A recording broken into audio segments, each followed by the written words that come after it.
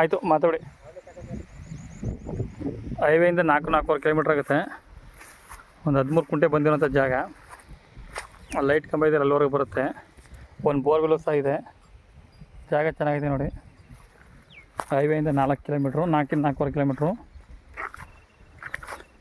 ಜಾಗ ಚೆನ್ನಾಗೈತೆ. ಸಾತ್ನೂರಿಂದ 5 ಕಿಲೋಮೀಟ್ರು, ಬೆಂಗಳೂರಿಂದ 80 ಕಿಲೋಮೀಟ್ರು. 13 ಕುಂಟೆ ಬಂದಿರೋಂಥ ಜಾಗ ಫಸ್ಟ್ ಕ್ಲಾಸ್ ಆಗೈತೆ. ಈ ರೈತರ ಹತ್ರನೇ ಐತೆ. ಆ ಬೋರ್ ಇದೆಯಲ್ಲ, ಆ ಬೋರ್ವರೆಗೂ ಬರುತ್ತೆ. ಜಾಗ ಚೆನ್ನಾಗಿದೆ ನೋಡಿ. ರಸ್ತೆ ಇದೆ, ಇದಕ್ಕೆ ನಕಸೆ ರಸ್ತೆ ಇದೆ.